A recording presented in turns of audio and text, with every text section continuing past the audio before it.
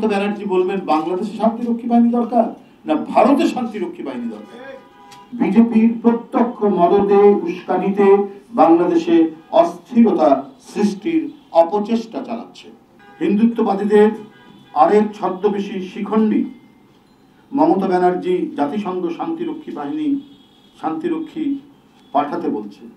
আরে ভারতেই তো বাংলাদেশের মিশনগুলো অরক্ষিত, নিরাপত্তাহীন, এবং বাংলাদেশি মিশনের একজনকে আমরা যেটা ভিডিও ভাইরাল হতে দেখেছি, কি বেদম প্রহার করা হচ্ছে। তারপরে মমতা ব্যানার্জি বলবেন বাংলাদেশে শান্তিরক্ষী বাহিনী দরকার না ভারতে শান্তিরক্ষী বাহিনী দরকার?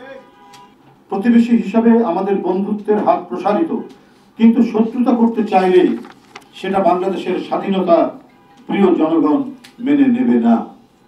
আপনাদের প্রতি অনুরোধ, নিরাপত্তা ও স্থিতিশীলতার প্রতি হুমকি হয়ে দাঁড়াবেন না। বাংলাদেশের মুসলিম, হিন্দু, বৌদ্ধ, খ্রিস্টান যারাই নিরাপত্তাহীন মনে করেন তারা সরকারকে জানান, সরকার উপযুক্ত ব্যবস্থা নেবে। কিন্তু ভারতের দৃষ্টি আকর্ষণ করে লাভ নেই। জন্মভূমির প্রতি অনুগত থাকুন। এই মৃত্তিকাতেই যদি আপনার জন্ম হয়, তো এই মৃত্তিকার প্রতি, এই মাটির প্রতি আপনি ভালোবাসা প্রকাশ করুন। সব দেশেই রয়েছে ধর্মের নামে অথবা বর্ণের নামে উগ্রবাদীদের দৌরাত্ম্য। তারা সব দেশ, জাতিগোষ্ঠী, সব সমাজ, সব ধর্মের জন্য চরম ক্ষতিকারক।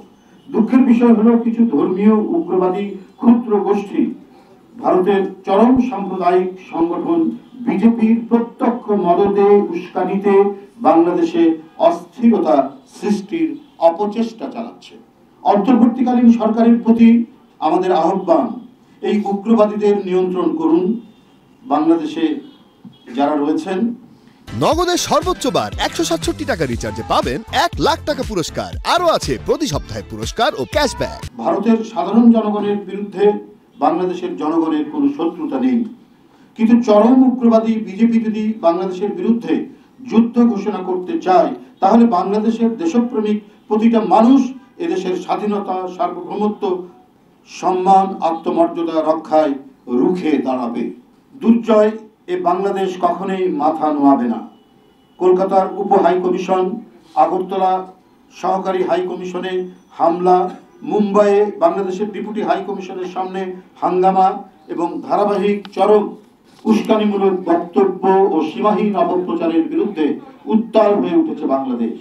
বাংলাদেশের অভ্যন্তরীণ বিষয়ে ভারতের হিংস্র আগ্রাসী হস্তক্ষেপের ঘটনা ও ভারতের বাংলাদেশ বিরোধী অপতৎপরতার বিরুদ্ধে প্রতিবাদ জানাতে ঢাকা বিশ্ববিদ্যালয়ের জগন্নাথ হল সহ দেশের বিভিন্ন স্থানে হিন্দু ছেলেরাও মিছিল নিয়ে বেরিয়ে এসেছে। তারাও প্রতিবাদ করছে, বিক্ষোভ করছে, এবং এদের সংখ্যা সবচেয়ে বেশি।